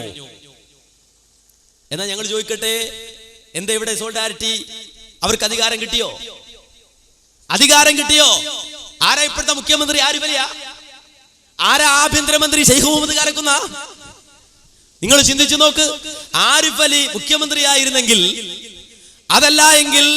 അതല്ലെങ്കിൽ ശൈഖ് മുഹമ്മദ് കാരക്കുന്ന ആഭ്യന്തരമന്ത്രി ആയിരുന്നെങ്കിൽ നമുക്ക് മനസ്സിലാക്കാമായിരുന്നു അവർ ലക്ഷ്യം നേടിയെന്ന്. കാരണം എന്താ? പ്രവാചകന്മാർ ലക്ഷ്യം നേടിയില്ല എന്ന് പറയാൻ അവർ തെളിവായി വിവരിച്ചത് പ്രവാചകന്മാർക്ക് അധികാരം കിട്ടിയില്ല എന്നാ.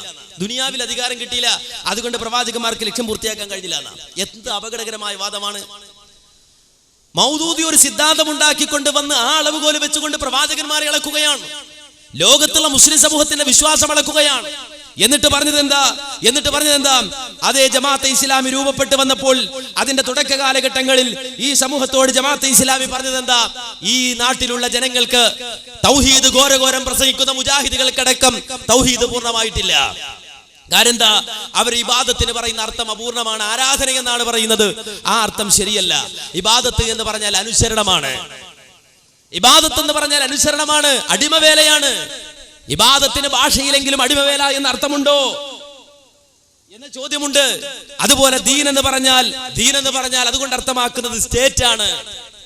അതുകൊണ്ട് അർത്ഥമാക്കുന്നത്. അല്ലാതെ നിങ്ങൾ മനസ്സിലാക്കിയതുപോലെ റിലീജിയൻ, മതം എന്നൊക്കെ അർത്ഥം പറഞ്ഞാൽ അത് എത്രയോ ചുരുങ്ങിപ്പോയിട്ടുണ്ട്.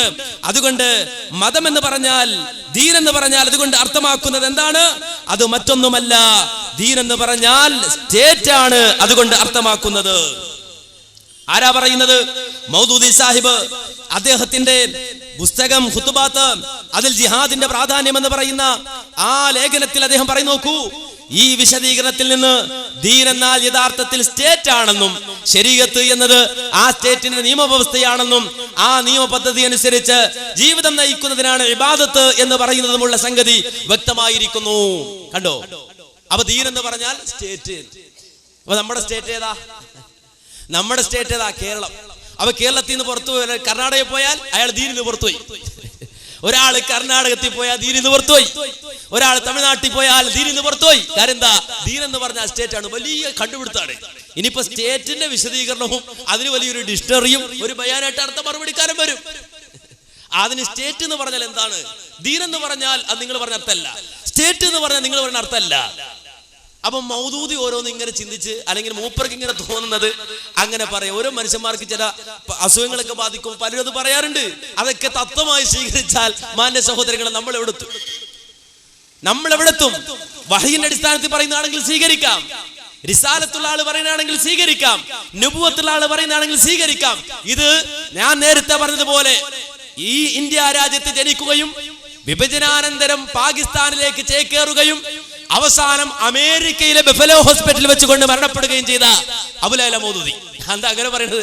അങ്ങനെ പറയണ കാര്യം വെച്ചാൽ മൗദൂദി മരിച്ചു. എവിടെ വെച്ച് മരിച്ചു? എന്താ പറയാത്തത്? എന്താ പറയാത്തത്? ജോർജ് ബുഷിന്റെ നാടുണ്ടല്ലോ, സാമ്രാജ്യത്വ ശക്തി. ആ ശക്തിയുടെ കേന്ദ്രമായ അമേരിക്ക. ആ അമേരിക്കയിലെ ഹോസ്പിറ്റൽ വെച്ചുകൊണ്ടാണ് അബുൽ മൗദൂദി സാഹിബ് മരിക്കുന്നത്. അക്കോഫിനെ വേണ്ട, കൊക്കക്കോള വേണ്ട, കാരണം എന്താ?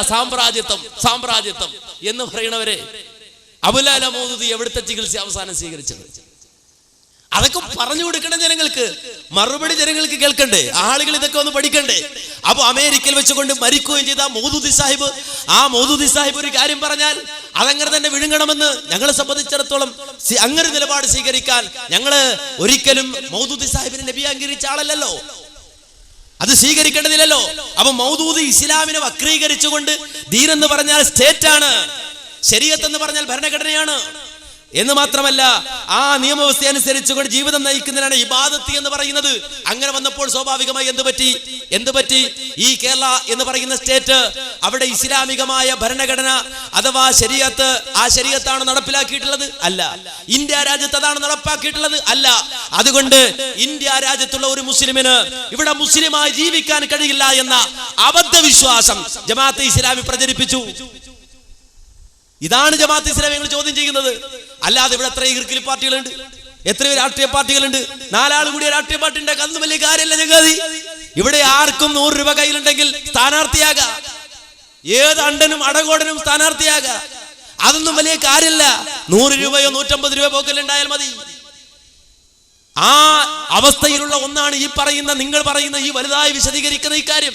എന്നാൽ നിങ്ങൾ തൊട്ട് കളിച്ചത് അള്ളാഹുവിന്റെ ദീനിനെയാണ്, റസൂലുള്ള പഠിപ്പിച്ച ഇസ്ലാമിനെയാണ്. അതുകൊണ്ടാണ് നിങ്ങളോട് ഞങ്ങൾ ചോദ്യം ചെയ്യുന്നത്. അല്ല, നിങ്ങളൊരു ഈർക്കിലി പാർട്ടി എന്ന നിലയ്ക്ക് ഞങ്ങൾക്ക് ഒന്നുമില്ല, ഈ കേരള സമൂഹത്തിന് ഒന്നുമല്ല നിങ്ങൾ. അത് കഴിഞ്ഞ തെരഞ്ഞെടുപ്പിലടക്കം തെളിഞ്ഞിട്ടുണ്ട്. എന്ന് മാത്രമല്ല, ഞാൻ പറയുന്ന വാചകം വ്യക്തമായി മൗദൂദി തന്നെ രേഖപ്പെടുത്തുകയാണ്, ഞാൻ ആരോപിക്കുകയല്ല. മൗദൂദി തന്നെ പറയും, നോക്കൂ, സ്വന്തം ഭരണമില്ലാത്ത ദീനിന്റെ സ്ഥിതി സ്ഥാപിക്കപ്പെടാത്തൊരു സങ്കല്പ വീട് പോലെയാണ് എന്ന് പറഞ്ഞിട്ട് പറയും, നോക്കൂ, ഭൂമിയിൽ സ്ഥാപിതമായ ഒരു വീട്ടിൽ മാത്രമേ നിങ്ങൾക്ക് താമസിക്കാൻ സാധിക്കുകയുള്ളൂവെങ്കിൽ പിന്നെ തലച്ചോറിൽ മറ്റൊരു വീടിന്റെ പ്ലാൻ ഉണ്ടായിരിക്കുന്നത് കൊണ്ട് എന്ത് പ്രയോജനമാണുള്ളത്? അപ്പൊ ഭരണം ഇല്ലെങ്കിൽ ദീനില്ല. അപ്പൊ ഇന്ത്യ ഭരണമുണ്ടോ? ഇല്ല. അപ്പൊ ഇന്ത്യ ദീനില്ല. അതാ പ്രശ്നം. ഇന്ത്യയിൽ ഭരണമുണ്ടോ? ഇല്ല. അപ്പൊ ഇന്ത്യ ദീനുണ്ടോ? ദീനില്ല. അപ്പൊ നമ്മളാരാ? നമ്മൾ എവിടെ ഉള്ളത്? ജമാഅത്തുകാരാ? നിങ്ങൾ എവിടെ ഉള്ളത്? ഇവിടുത്തെ മുസ്ലിം സമൂഹം എവിടെ ഉള്ളത്? ദീനിലല്ല, ദീനിന്റെ പുറത്താണ്. അപ്പോ ഈ ലോകത്തുള്ള മുഴുവൻ മുസ്ലിങ്ങളെയും ദീനിന്റെ പുറത്താക്കിയിട്ട് ജമാഅത്തെ ഇസ്ലാമിക്കാരൻ മാത്രം ദീനിന്റെ ഉള്ളിൽ കയറുന്ന അവസ്ഥ എന്താവും? നിങ്ങൾ ചിന്തിക്കുക. അപ്പോ വളരെ വ്യക്തമായി മൗദൂദി സാഹിബ് തന്നെ പറഞ്ഞ സിദ്ധാന്തം, ആ സിദ്ധാന്തം അങ്ങനെ തന്നെ സ്വീകരിച്ചപ്പോ ജമാഅത്തെ ഇസ്ലാമിക്ക് ഒന്നും ചെയ്യാൻ പറ്റിയില്ല. എന്താ ചെയ്യാൻ പറ്റിയ? ഒന്നും ചെയ്യാൻ പറ്റിയില്ല, തൊടാൻ പറ്റൂല. കാര്യം എന്താ? നോക്കുന്നിടത്തെല്ലാം താഗൂത്താണ്. മൗദൂദിയുടെ ആ സിദ്ധാന്തം സ്വീകരിച്ചപ്പോ നോക്കുന്നിടത്തെല്ലാം താഗൂത്ത്. എന്നിട്ട് ആയത്തോതി. എന്താ ആയത്ത്? ലോകത്ത് പ്രവാചകന്മാർ വന്നു. എന്തിനാ വന്നത്? വലഖദ് ബഅത്നാ ഫീ കുല്ലി ഉമ്മത്തിർ റസൂലാ അൻ ഇഅ്ബുദുല്ലാഹ വജ്തനിബുത് താഗൂത്ത്. ലോകത്തെ എല്ലാ സമൂഹത്തിലേക്കും നാം പ്രവാചകന്മാരെ നിയോഗിച്ചിട്ടുണ്ട്. ആ പ്രവാചകന്മാർ ജനങ്ങളോട് പറഞ്ഞത് അനഅ്ബുദുല്ലാഹ, നിങ്ങൾ അല്ലാഹുവിനെ മാത്രം ആരാധിക്കണമെന്നാണ്. വജ്തനിബുത് താഗൂത്ത്, നിങ്ങൾ താഗൂത്തുകളെ വർജിക്കണമെന്നാണ്. അപ്പോ താഗൂത്ത് എന്താണെന്ന് പറയാ. പിന്നെ ജമാഅത്തെ ഇസ്ലാമിക്കാരൻ ചിന്തിക്കണം, താഗൂത്ത് എന്താണ്? ജമാഅത്തിന്റെ താഗൂത്ത് എത്രമാത്രം മാറി മറിഞ്ഞിട്ടുണ്ട്. ഇനി ആ താഗൂത്തിന്റെ മുന്നിൽ പോയി പറഞ്ഞെന്താണ്? അതൊക്കെ ഇൻഷാ അല്ലാഹ് ഓരോന്ന് സ്റ്റെപ്പായി നമുക്ക് പഠിച്ചു പോകാം. എന്താ താഗൂത്ത്? ഇതാ ഇസ്ലാമിലെ ഇബാദത്ത് എന്ന് പറയുന്ന പുസ്തകം. ആ ഇബാദത്ത് എന്ന് പറയുന്ന പുസ്തകം, ആ പുസ്തകത്തിൽ പറയുന്നത് ദൈവേതര ഭരണകൂടങ്ങൾ, അദൈവിക കോടതികൾ, നിഷിദ്ധ വിദ്യാഭ്യാസ സ്ഥാപനങ്ങൾ എല്ലാം തന്നെ താഗൂത്തുകളാണ്. അപ്പൊ താഗൂത്ത് പ്രവാചകന്മാർ വർജിക്കാൻ പറഞ്ഞ ആ താഗൂത്തുകൾ എന്തൊക്കെ പെട്ടു? അദൈവിക കോടതികൾ പെട്ടു, നിഷിദ്ധ വിദ്യാഭ്യാസ സ്ഥാപനങ്ങൾ പെട്ടു, അങ്ങനെയുള്ള എല്ലാം തന്നെയും ദൈവേതര ഭരണകൂടങ്ങൾ പെട്ടു. എല്ലാം തന്നെയും താഗൂത്തുകളാണ്. ആ താഗൂത്തുകളെ മുഴുവൻ വർജിക്കണമെന്നാണ് പ്രവാചകന്മാർ പറഞ്ഞത്. അപ്പോ ജമാഅത്തെ ഇസ്ലാമിക്ക് കോടതിയിൽ പോകാൻ പറ്റില്ല എന്നായി. കാരണം എന്താ? അദൈവിക കോടതികൾ താഗൂത്താണ്. അപ്പൊ താഗൂത്തിനെ സമീപിക്കാൻ പറ്റുമോ? പറ്റൂല. കോടതി പോകാൻ പറ്റുമോ? പറ്റൂല. എങ്കിൽ അതൊരു ആദർശമായി അങ്ങനെ തന്നെ നിലനിർത്തല്ലേ വേണ്ടത്? അങ്ങനെ തന്നെ നിലനിർത്തുകയല്ലേ വേണ്ടത്? ആദ്യ കാലഘട്ടത്തിൽ മുസ്ലിം സമൂഹത്തോട് അവർ പറഞ്ഞതാണ്, കോടതിയിൽ പോകാൻ പാടില്ല, പോയാൽ താവൂത്തിനെ സമീപിക്കലാണ്, നിങ്ങൾ മുശ്രിക്കാണ് എന്ന് പറഞ്ഞു. ഇവിടെ നേരത്തെ പ്രസംഗിച്ച ആ പ്രാസംഗികൻ ഓതിയതുപോലെ വിശുദ്ധ ഖുർആനിലെ ആയത്തുകൾ ഓതി. എന്നാൽ കുറച്ചു കാലം കഴിഞ്ഞപ്പോ താവൂത്തിനെ നേതാവാക്കുകയാണ് പിന്നെ ചെയ്യുന്നത്. താവൂത്തിനെ നേതാവാക്കുകയാണ് ചെയ്തത് ആര്? ജമാഅത്തെ ഇസ്ലാമി. അതിനൊരു തെളിവ് ഞാൻ കാണിച്ചില്ല. ഇതൊരു നോട്ടീസാ. ഇത് കുവൈത്തിലെ ഒരു പരിപാടി, ആ പരിപാടിയുടെ നോട്ടീസാണ്. സാമൂഹ്യ വിപ്ലവത്തിന് സ്ത്രീ ശക്തി. കുറ്റിപ്പുറം മൈതാനത്ത് പെണ്ണുങ്ങളെ വിളിച്ചു കൂട്ടിയിട്ട് മുളകെട്ടി മുളയുടെ മുകളിൽ കയറ്റി നിർത്തി. ആരെ? കേരളത്തിലെ മഹിളകളെ. സ്ത്രീ ശാക്തീകരണം എന്ന് പറഞ്ഞാല് പെണ്ണിനെ മുളയിൽ കയറ്റി നിർത്തുകയാണെന്ന് ജമാഅത്തെ ഇസ്ലാമിക്കാർ തെറ്റിദ്ധരിച്ചു. അങ്ങനെ കേരളത്തിലെ മഹിളകളെ വിളിച്ചു വരുത്തി നിലയുടെ തീരത്ത് മുളയിൽ കയറ്റി നിർത്തി നടത്തിയ ആ സ്ത്രീ ശാക്തീകരണം, ആ ശാക്തീകരണ സമ്മേളനത്തിന്റെ പ്രചരണാർത്ഥം കുവൈത്തിൽ വെച്ചുകൊണ്ട് നടത്തിയ പരിപാടി വനിതാ സമ്മേളനം. ആ വനിതാ സമ്മേളനത്തിന്റെ മുഖ്യാതിഥി ജസ്റ്റിസ് ശ്രീദേവി. എന്താ നിങ്ങൾ മനസ്സിലാക്കണം? ജസ്റ്റിസ് ശ്രീദേവി എന്ന് പറഞ്ഞാൽ ഒന്നാം തരം താവൂത്ത് അല്ലേ? ജഡ്ജി താവൂത്തല്ലേ? അല്ലെങ്കിൽ പറജമാത്തുകാരാ താവൂത്തല്ലേ? ജസ്റ്റിസ് ശ്രീദേവി താവൂത്തല്ലേ നിന്റെ ഭാഷയിൽ? ആ താവൂത്തിന് ടിക്കറ്റ് കൊടുത്ത് ഇവിടുന്ന് വിളിച്ചു കൊണ്ടുപോയി കുവൈറ്റിൽ കൊണ്ടുപോയി അവിടെ താമസിച്ച ചെലവുകൾ മുഴുവൻ വഹിച്ച് അവിടെ പരിപാടി നടത്തി അവർക്കുള്ള ടീ കൊടുത്ത് മടക്കി അയച്ചുവെങ്കിൽ ആ താവൂത്തിനെ നിങ്ങൾ എങ്ങനെ കൊണ്ട് നടക്കും? ജസ്റ്റിസ് ശ്രീദേവി അതേ താവൂത്താണ് എന്ന് നിങ്ങളുടെ പുസ്തകത്തിലുണ്ട്. അതുകൊണ്ട് തീർന്നോ? അതുകൊണ്ട് തീരുന്നില്ല. പിന്നെ നോക്കൂ, ജമാഅത്തെ ഇസ്ലാമി ഇന്ന് കേരളത്തിൽ പ്രവർത്തിക്കുന്ന തന്നെ ആ താവൂത്തിന്റെ പിമ്പലത്തോടെയാണ്. അത് ചെറിയ താവൂത്തല്ല, ബഡാ താവൂത്ത് എന്ന് പറഞ്ഞാൽ സുപ്രീം കോടതി. ആ സുപ്രീം കോടതി എന്ന് പറഞ്ഞാൽ ചെറിയ താവൂത്താണോ? അല്ല, വലിയ താവൂത്താണ്. ആ വലിയ താവൂത്തിന്റെ സർട്ടിഫിക്കറ്റ് ഉള്ളത് കൊണ്ട് ഞങ്ങൾ വളരെ ക്ലീൻ ഷീറ്റ് ആയിക്കൊണ്ടാണ് ഇവിടെ പ്രവർത്തിക്കുന്നത് എന്ന് പറയുന്നത് ആരാ? കേട്ടോളൂ. പക്ഷെ 92-ൽ ഞങ്ങൾക്ക് ചോദ്യം ചെയ്യാൻ കഴിഞ്ഞു എന്നുള്ളതാണ്.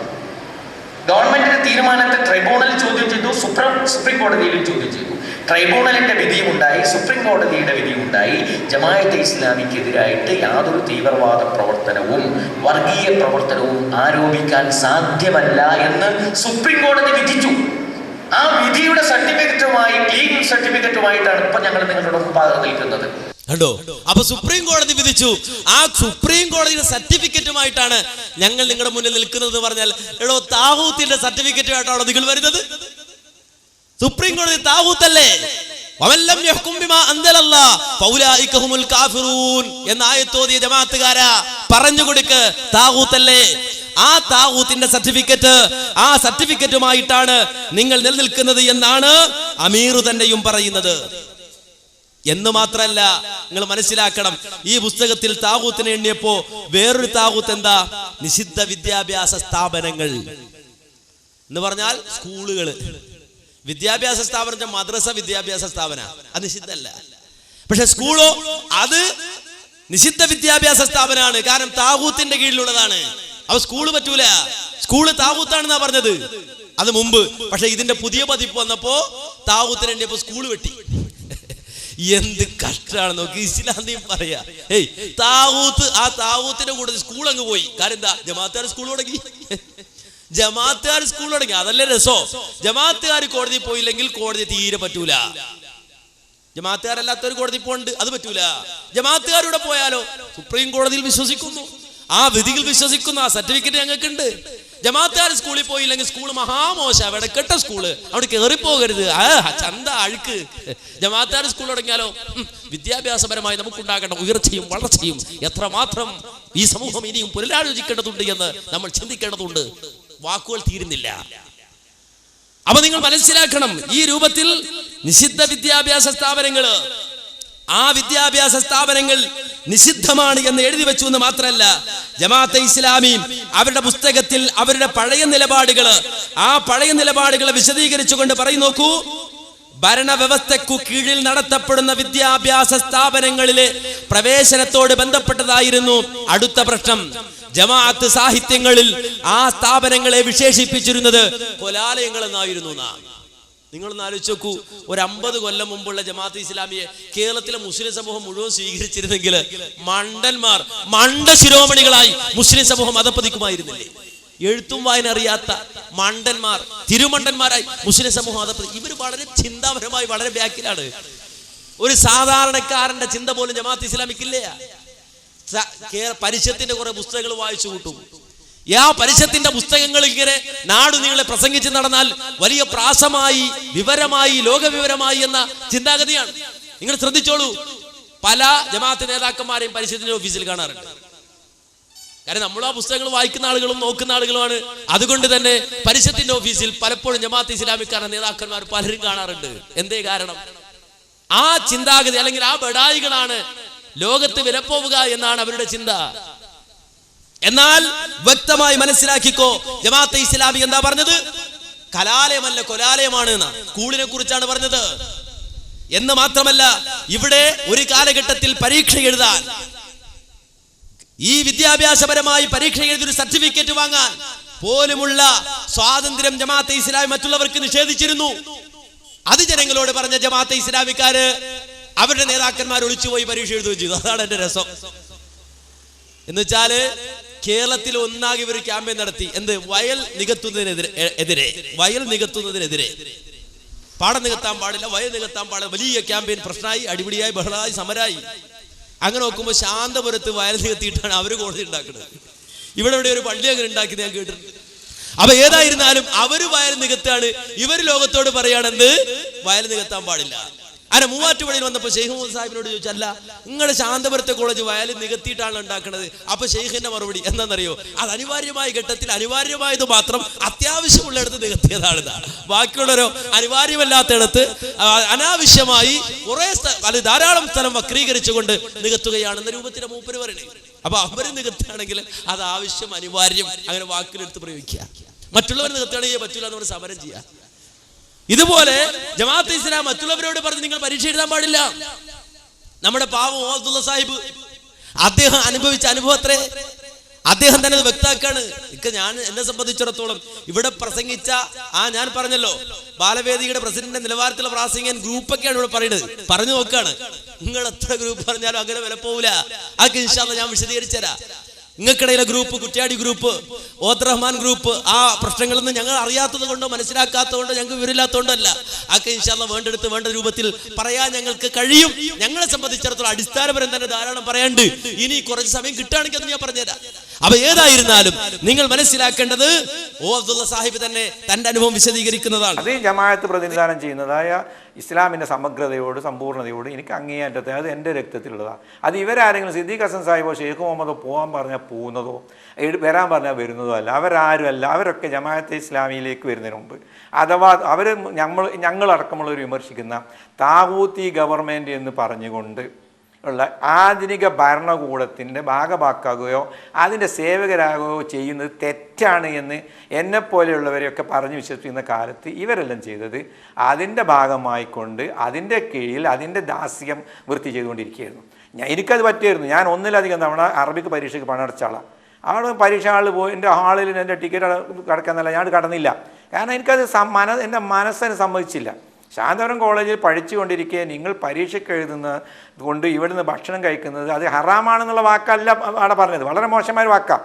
അതിൻ്റെ ജമാഅത്തെ ഇസ്ലാമിയുടെ ഏറ്റവും ഉത്തരവാദപ്പെട്ട വ്യക്തി പറഞ്ഞ് നിങ്ങൾ ഇവിടുന്ന് ചെയ്യാൻ പാടില്ല. ആ സംഗതി ഫൗള് ചെയ്തുകൊണ്ടാണ് പിന്നീട് ജമാഅത്തെ ഇസ്ലാമിയുടെ അമീറായി മാറിയത്, ഇപ്പോൾ അഖിലേന്ത്യാ നേതാവായി മാറിയ സിദ്ദീഖ് ഹസൻ ചെയ്തത്. അദ്ദേഹം പോയി മുണ്ട് തലയിലിട്ട് പോയി പരീക്ഷ എഴുതി. അദ്ദേഹത്തിന് അത് പാടുണ്ട്. അങ്ങനെ അതുകൊണ്ട് എന്തുണ്ടായി? പരീക്ഷ ജമാഅത്തിൻ്റെ ഒരു ആജ്ഞ ലംഘിക്കുന്ന, പരസ്യമായ ആജ്ഞ ലംഘിക്കുന്ന അവർക്കൊരു കുഴപ്പമില്ല. എന്നെ സംബന്ധിച്ചിടത്തോളം അത് ശരിയല്ല എന്ന് മനസ്സിലാക്കി 100% സമീന വാർത്തയിന നമ്മളിതാ കേട്ടിരിക്കുന്നു, അനുസരിക്കുന്നു എന്ന് പറഞ്ഞുകൊണ്ടാണ് നമ്മളിതിൽ പ്രവർത്തിക്കുന്നത്. അപ്പോൾ ഈ പ്രസ്ഥാനത്തിനെ കളങ്കപ്പെടുത്താൻ കിട്ടുന്ന സന്ദർഭങ്ങൾ ഉപയോഗിക്കുകയാണെങ്കിൽ 100 അവസരം. നമ്മളത് ഉപയോഗിച്ചില്ല. കണ്ടോ? അപ്പൊ ഓദ്ല സാഹിബ് പരീക്ഷ എഴുതാൻ കഴിഞ്ഞില്ല. സിദ്ദീഖ് ഹസൻ പോയി പരീക്ഷ എഴുതി, തലയിൽ മുണ്ടിട്ട് പോയി പരീക്ഷ എഴുതി. ഇദ്ദേഹം പരീക്ഷ എഴുതാൻ പോയപ്പോ അദ്ദേഹത്തോട് പറഞ്ഞെന്താ, നിങ്ങൾ പരീക്ഷയൊക്കെ എഴുതി ഇവിടെ വന്ന് വല്ലതും തിന്നാലേ അത് ഹറാമ് എന്നൊന്നും അല്ലാതെ വേറെന്തോ പറഞ്ഞെന്നാ, അത് തിന്നുന്നതിനേക്കാൾ മോശമാണ്, അത് സമ്മതിക്കൂല, ഇവിടെ അങ്ങനെ പരീക്ഷ എഴുതാൻ പറ്റൂല എന്ന് പറഞ്ഞിട്ട് അദ്ദേഹത്തെ വിലക്കി. അദ്ദേഹം പറഞ്ഞു. അവസാനം അദ്ദേഹത്തിന് മാധ്യമത്തിന് ജോലി കിട്ടി, അവസാനം അതും തെറിപ്പിച്ചു കളഞ്ഞു. നിങ്ങളൊന്ന് ആലോചിച്ച് നോക്ക്, പരീക്ഷ എഴുതാൻ സമ്മതിച്ചോ? അതില്ല. അവസാനം മൂപ്പര് പഠിച്ചുണ്ടാക്കി അദ്ദേഹത്തിന്റെ കഴിവ് കൊണ്ട് അദ്ദേഹത്തിന് ജോലി തരപ്പെട്ടിട്ട് അതും അവസാനം തെറിപ്പിച്ച് കളഞ്ഞ് അദ്ദേഹത്തിന് പാരപ്പെടുന്നത്. അങ്ങനെ ആവുന്ന പാര ജമാഅത്തെ ഇസ്ലാമി പടുത്തു കൊടുത്തുകൊണ്ടിരിക്കുകയാണ്. നമ്മുടെ വിഷയം അതൊന്നുമല്ല, ഞാൻ അങ്ങോട്ട് പോവല്ല. ജമാഅത്തെ ഇസ്ലാമിയെ സംബന്ധിച്ചിടത്തോളം അവരുടെ നിലപാടതായിരുന്നു എന്ന് പറയാൻ വേണ്ടിയാണ് ഇത് സൂചിപ്പിച്ചത്, അല്ലേ?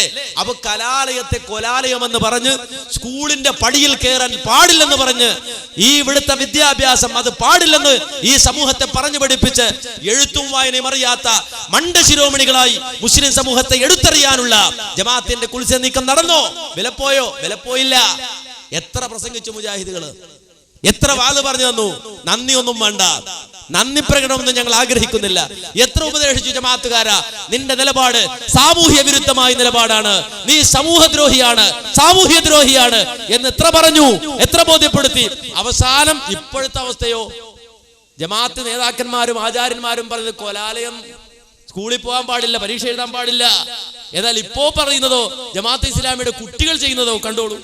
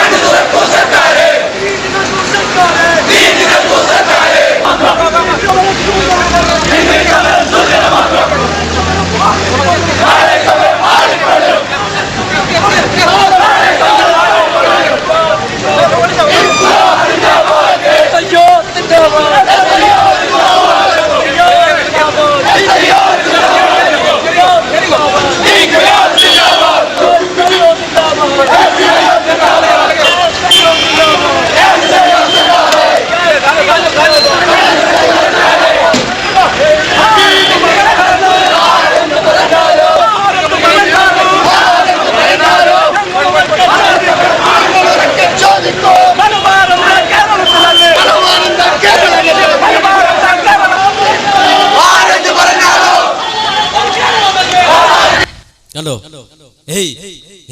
പൂർവസൂരികൾ പറഞ്ഞെന്താ?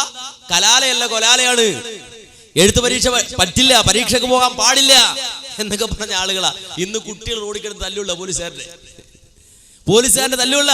എന്നിട്ട് പറയണെന്താ? ആരെന്ത് പറഞ്ഞാലും വേണ്ടില്ല, തുറന്നു പഠിക്കാൻ സീറ്റ് തരുന്ന.